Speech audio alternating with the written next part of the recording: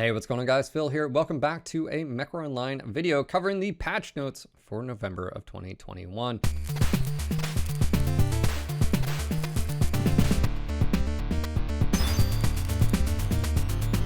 So let's go ahead and talk about this. Obviously, we've got the 8-year cupcake, annual rewards program, comp reward mechs, weapon changes, and mech quirks, and more. And so let's go ahead and dive into that. November update is here. This month includes the delivery of the annual rewards program mechs. Happy 8th to many of you. The MWO comp reward mechs, weapon changes, another quirk pass, and adjustments, and more. Next month, December 14th update. And by the way, that's December 14th patch, which is early, and that's because they're going on holiday. We'll have a brand new quick play map based on Hellebore Springs. We'll be sharing more details over the next coming weeks. We've seen some images from that, so that's pretty cool. Also, keep an eye out for the upcoming Stocking Stuffer event and December free mechs, which reminds me, don't forget that the new November free mech, which is Cauldronborn. Make sure to do that. As with everything, these updates are subject to first balance changes, future, especially as variables, so forth and so on. Blah, blah, blah, blah, blah. All right, let's talk about the annual rewards program and the mechs. These are actually a pretty big deal. So what are they? Well, it's a urban mech with ECM. It's a Viper with more ballistics than any other Viper. It's equivalent to like a Piranha, but with, you know, maxed out jump jets, which is a big deal. And then it's an Atlas, the K3. And for those that don't know about the K3, it's a variation of the K2, surprising enough.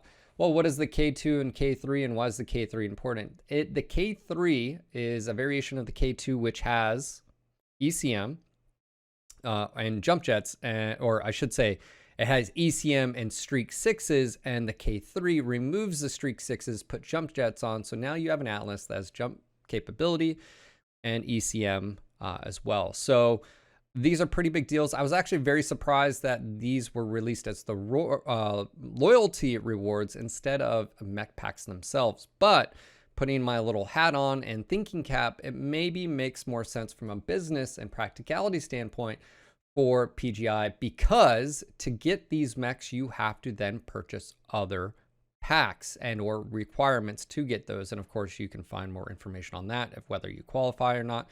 Do your own research. I know I had to buy MC, so I qualified for the Irby. But other than that, because I buy the packs already, I already qualified for the others. So make sure to check that. So what's interesting here is we have a fan favorite, which is the ECM Irby. I don't know if anybody was requesting the Viper, but it's cool. I don't mind that as well. And then the Atlas, which is again the K3 ECM and jump jet capability. So we have those. Here's your, of course, sampling of the camo pattern. It's this blue, almost Steiner blue with this almost like crack. It looks like a marble line through the arm, the camo. So definitely a little bit different. I like it. I'm indifferent, I guess. I'd like to see different colors or whatnot, but as far as the mechs themselves, I was highly surprised that they did those, just because I felt like maybe they could have sold more. But again, behind the scenes, maybe it's where it makes them more money. So either or, we're getting ECM Atlas with jump jets, and we're getting ECM Irby. And stand by on that too, because it still has 5 energy, which pretty much means it'll be capable of running 5 medium pulse like the K9, but it now has ECM. Let's talk about the weapon adjustments here. As the continuation of the assessment of weapon performance since April, the following weapon changes have happened. IS light machine guns spread reduced, and clan light machine guns, heavy machine guns, and IS PPC heat reduced to 13. I don't think this is a big one. It's very minimal as far as the changes here. Increased range, increased, again, from a individual weapon performance, I don't think you're going to notice much as far as this, but when, of course, you rock multiple machine guns, you will notice a difference and a slight improvement. I think the biggest thing with IS lights is that when they were first introduced and buffed, everyone went to lights because you could crit out at range, but then that got changed. So, and then the heavy peep, I'm indifferent to this. I don't think it's as big of a change, 0.5 heat. And then we have a bunch of quirks. Now, keep in mind, and these are the quirks for the loyalty reward mechs. And again, I mentioned an urban mech. You've got a lot of stuff going on here. All right. So again, ECM target sensor range reduction. Again, that's a quirk that's sort of basically new, right? That's a new one here. That's quite unique.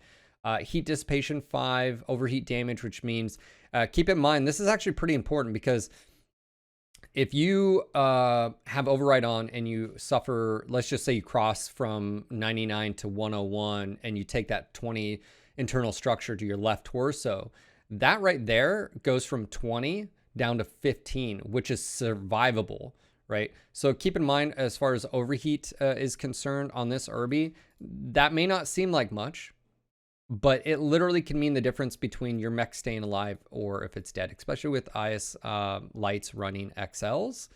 You know, again, this is life-saving. We've got the Viper, and again, a bunch of stuff here. Fall damage on the CT. It'd be interesting. Again, jump jet heat, that's going to be really nice.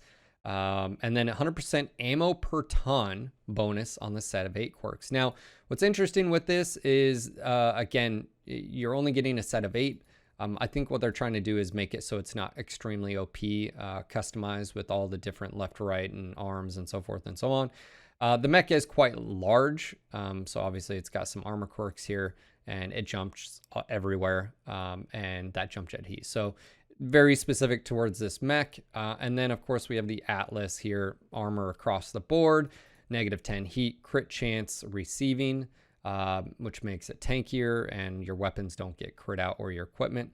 Jump jet initial thrust. This is actually, again, a big one here, which means basically that initial you know, hit of jump jets, you're going to be moving up quicker. Missile cooldown, weapon velocity, pretty simple, nothing groundbreaking. I think they're taken into account for. It's still an Atlas, it's still very large, needs the survivability, but they're not over quirking it as far as weapons, and they already released the hard points on that. Now, as far as the quirks, we've got a lot of adjustments here, guys. I'm not going to go over all of these. I think the big thing everybody needs to be very aware of, though, is that they're getting to the point. Hellbringer, by the way. This is going to be interesting. Will we actually see the Hellbringer be used outside of the current laser vomit role? Will we see any type of missiles? Or I don't know, man. I mean, you can. That's interesting to me, just because, you know, missile spread, set of 8, heat, UAC jam chance, all these. I don't know if it's ever gonna replace just laser vomit prime. You know, that left torso, man, just is so strong in what that role, and because the mech is so squishy. But there's a lot of quirks here to go over. I'm not gonna, you know, mention really anything crazy. There is a left torso plus armor bonus added to the Warhammer 7S. Pulse laser duration quirk was changed to intended pulse laser cooldown on the MAD 2C8. And Phoenix Hawk 1K and 1KS can not equip jump jets, but receive jump jet duration quirks in October.